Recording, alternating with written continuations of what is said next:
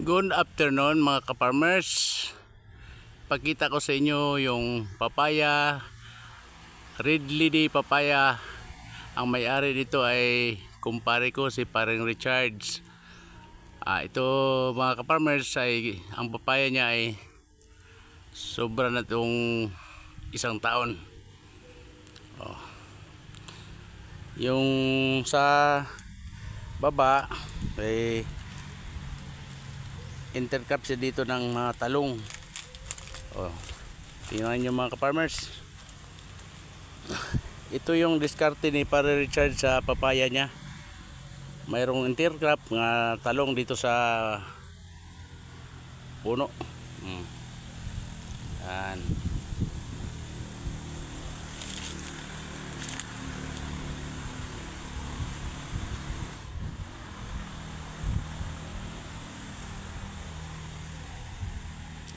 Pakita ko sa inyo yung 5 months old ni Paring Richard nga papaya, red lady papaya.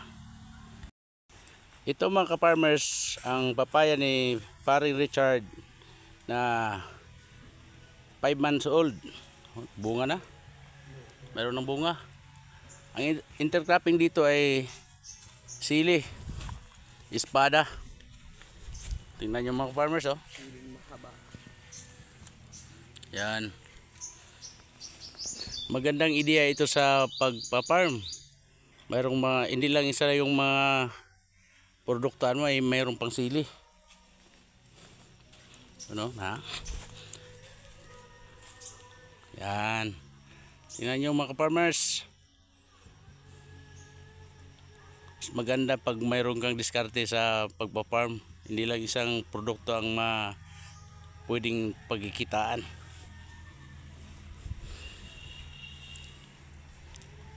Lipat ako doon mga ka-farmers sa bagong lipat na red lady papaya natin. 1 month old. Ito ay 5 months old na to.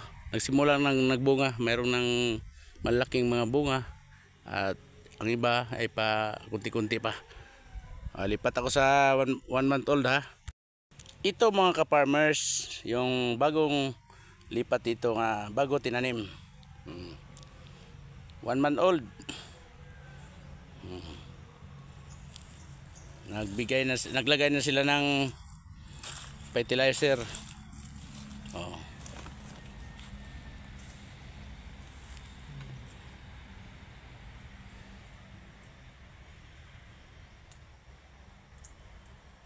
Yan ang mga bagong lipat. Andun sa itaas, mayroon pa doon, pero hindi na ako pupunta doon kasi mainit. Baka masira yung kuan ko skin. Tingnan nyo mga ka-farmers, yung masirang skin dati nang sira.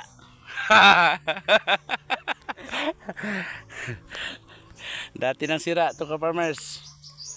Labanan yung mga sinag ng araw. Hindi ito matakot. Pag nagpa-farm tayo, kailangan ang araw ay hindi tayo matakot. Pag matakot ka sa araw, wala tayong ingkaman.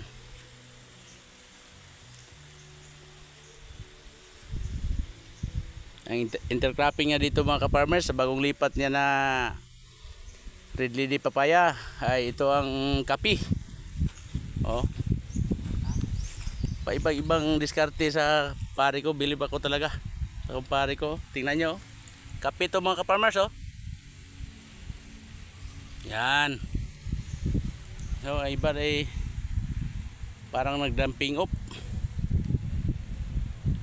Baka makarecover pa ito mga ka-farmers. Hanggang dito na lang mga ka-farmers. Salamat sa pagpanonood. Ito yung katiwala niya dito, si Dodong Biljan. Hindi ko pwedeng kalimutan ito sa pag-vlog. Siyang naglagay ng fertilizer dito, papaya. Yan, Dodong Biljan. Yan. Thank you mga ka-farmers. Hanggang dito na lang. Hintayin nyo sa sunod kong video. Thank you.